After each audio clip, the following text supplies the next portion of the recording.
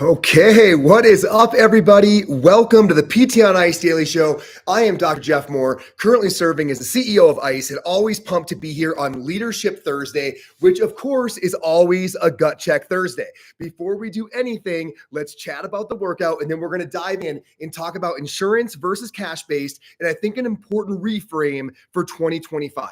We've got a new season, a new year. It's a great time to have a new viewpoint. So before we do that, the workout, because it is 2025, is an AMRAP 25. It looks like this: 20 deadlifts, but they're pretty light, 115-80, 20 box jumps, not box jump overs, but make sure you open those hips at the top. And then finally, 20 calories on the bike. So 20, 20, 20. Looking at that, real light deadlifts, touch and go, box jumps, you're hustling, minute and a half on the bike. Maybe we got 3 or 4 minute rounds there. So you're going to be able to get through it quite a few times in 25 minutes. Make sure you do so. Make sure you tag Ice Physio with that hashtag of Gut Check Thursday so that we can pick a winner for the free shirt and we can celebrate some fitness with you all this week. Let's dive into Leadership Thursday. Insurance versus cash-based. Whose side are we on? So let me open this episode by saying I love the cash-based model. I love it.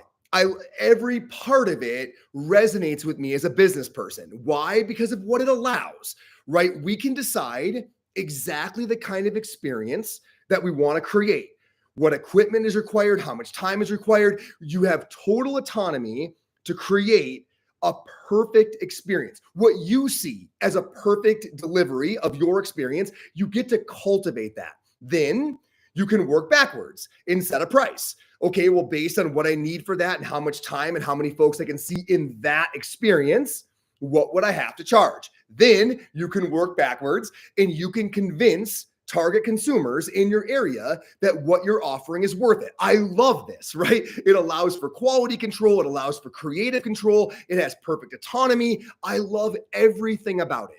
I'm a partner over at Onward. We've got 40 locations nationwide. I am here to tell you it is as great as it sounds. But I'm also here to say that that widespread experience in this model has allowed us to acknowledge some limitations as well. And I think we're being remiss if we don't share those and then talk about how to recalibrate this entire conversation.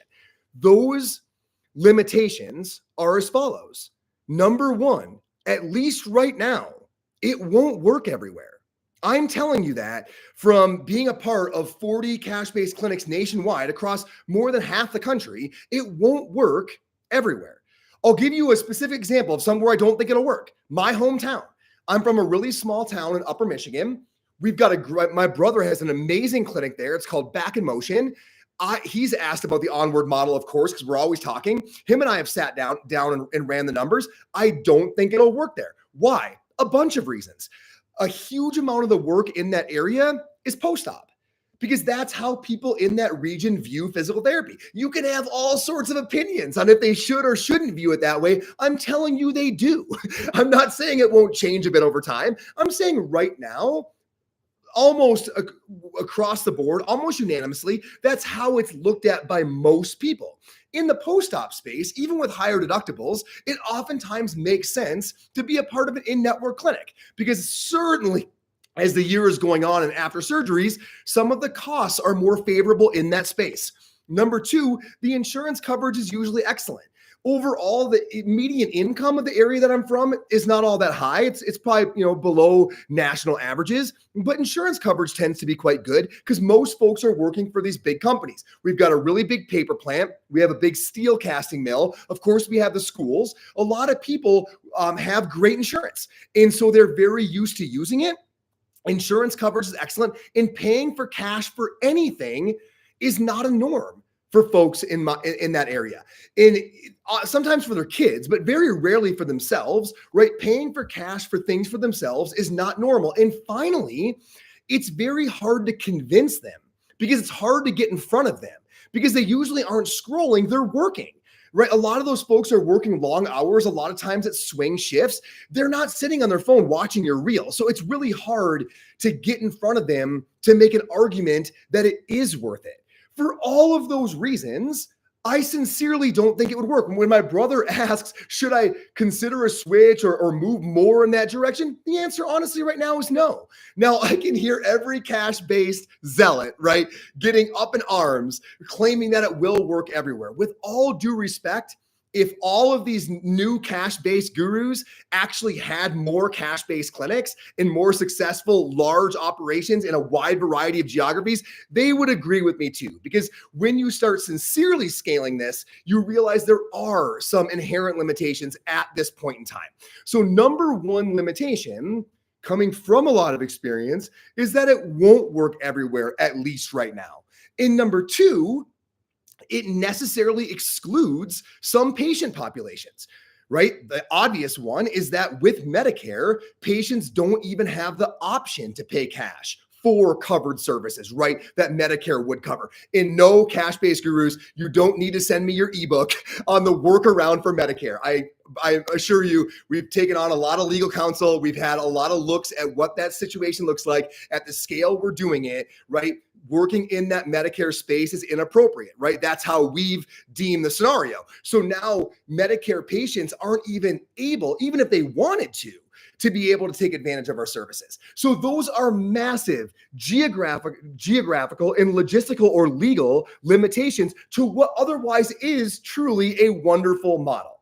But the win that we as a profession should be striving for is to bring the good news of fitness forward rehab to everybody. And at this point in time, a cash only delivery model isn't going to accomplish that. So what I want to say to you in this new year, and make no mistake, this is a note to self as well, but we got to remember the fight is with insurance companies who don't value our services. It is not with rehab providers who are trying to serve patients well within the constraints that those insurance companies place upon them. It is so important as a profession that we remember that. And again, this is a note to self. My love for the autonomy and the quality control makes me sometimes slip into that sort of overly enthusiastic cash-based space. We all need to be better this year. Now, some clinic owners, I'll give it to you, because I'm sure the pushback internally for many of you is, well, all of these mills, right? They're all profit driven, yada, yada, yada. Yes, some clinic owners are running mills with the expressed interest to make massive profits. But in those mills, in these systems, right, they are one. And the therapists that are working their cans off to try hard to do well by patients are many. Right? We sometimes are getting mad at a system where, yeah, one or two people are in it for the wrong reasons. But you got all these therapists trying to do well in those environments that oftentimes feel this criticism targeted at them when they're just trying to do the best they can with what they have to work with.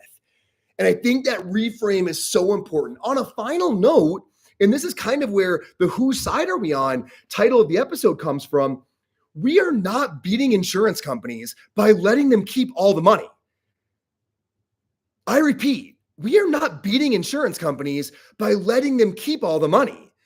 So I'm hearing all this advocacy lately of, we got to stop spending, resources on trying to increase reimbursement. Insurance companies don't care, only worry about access.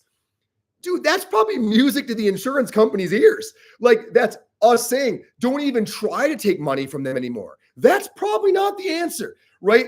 The money that should be earmarked for rehab, dang it, should go to rehab. And so again, as we get more and more polarized, at some point it's like, dude, have we forgotten who we're fighting here? Right? I agree these insurance companies don't value us enough. I know they should pay us more, but we shouldn't be intentionally stopping or shaming the advocacy that would make that happen. The fight is with insurance companies who don't value our services. It is not with rehab providers trying to serve patients well within the constraints these insurance companies are placing upon them. Team, a house divided against itself cannot stand. Abraham Lincoln. I know that we have polarized views. I know that a lot of times it's well-intentioned, but at some point we do have to zoom out, look at the actual lay of the land. have a little bit of grace on everyone who's trying to do a great job and come together for our greater goal of serving everyone, not pretend as though our niche is the only right way to deliver our high quality service. Have an awesome Thursday. I hope that reframe helps for 2025. I'm going to try to do better. Please join me. Cheers, everyone. Thank you.